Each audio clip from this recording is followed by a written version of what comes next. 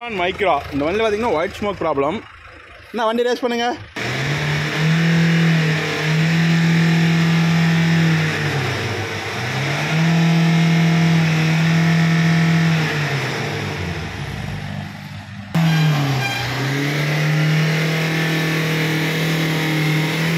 இந்த வண்டி பார்த்தீங்கன்னா டர்போ செக் பண்ணுங்க. டர்போ வீக்காக இருக்க மாட்டேருக்கு. அதே மாதிரி பார்த்தீங்கன்னா ஈஜிஆர் செக் பண்ணுவானுங்க.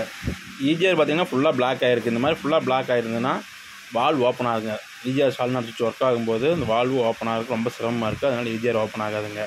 ஈஜிஆரில் வர கூலர் இது பார்த்தீங்கன்னா இது ஃபுல்லாக பிளாக் ஆகிட்டே இருக்குது. இது ஃபுல்லாக க்ளீன் பண்ணணுங்க. இது க்ளீன் பண்ணோம்னா தான் வால்வு கரெக்டாக ஓப்பன் ஆகும்.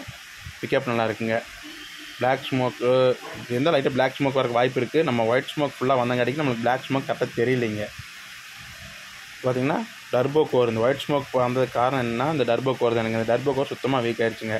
இந்த டர்போ கோர் சுத்தமாக வீக் ஆனங்காட்டிக்கு தான் ஒயிட் ஸ்மோக் ஃபுல்லாக வருதுங்க. பார்த்திங்கன்னா ஈஜிஆரோட கூலரு எல்லாமே நீட்டாக க்ளீன் பண்ணிடலாங்க. க்ளீன் பண்ணிவிட்டு பார்த்திங்கன்னா ஈஜிஆர் சால்னா சுவிட்ச் ஃபுல்லாக க்ளீன் பண்ணிட்டுங்க. அப்போ தான் கரெக்டாக வால்வ் ஃபங்க்ஷன் ஆகும். பிக்கப் நல்லா இருக்குங்க. இது பிளாக் ஆகிடுச்சுன்னா பிக்கப் இருக்காது. பாடி ஃபுல்லாக க்ளீன் பண்ணியாச்சுங்க. பழைய ஆயில் எதுவுமே இல்லை. ஃபுல்லாக க்ளீன் பண்ணியாச்சுங்க. பார்த்திங்கன்னா இந்த டர்போ கோர் சர்வீஸ் பண்ணி போடுறதுனா போடலாங்க. இந்த கோர் சர்வீஸ் பண்ணி போட்டோம்னா கம்பல்சரி கம்ப்ளைண்ட் திரும்ப ரிட்டன் கம்ப்ளைண்ட் வருதுனால நம்ம டர்போ கோரை வேறு சேஞ்ச் பண்ணிடலாங்க. அதாவது நம்ம டர்போ அசம்பிள் ஃபுல்லாகவே மாற்ற வேண்டாங்க. ஃபுல்லாகவே மாற்றினா எக்ஸ்பென்ஷன் அதிகமாக தான் ஆகும். இந்த மாதிரி டர்போ கோர் மட்டும் மாற்றும்போது நம்மளுக்கு செலவு கம்மியாகுங்க.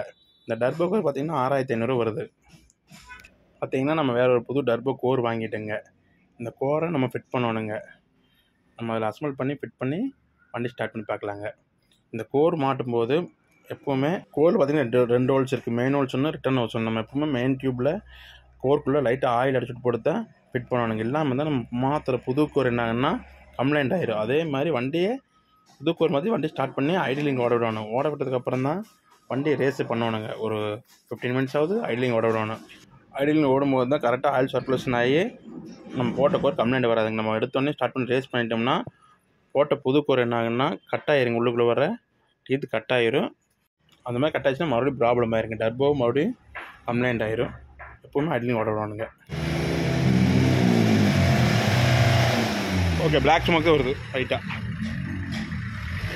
இந்த பிளாக் ஸ்மோக் பார்த்தீங்கன்னா ரன்னிங் கொஞ்சம் ஓடனா ரெடி ஆகிக்கிங்க. ஒரு 1000 கிலோமீட்டர் ஓடணும். ஓடனா தான் இந்த ரைட்டாக ஒரு பிளாக் ஸ்மோக் நிற்கிங்க.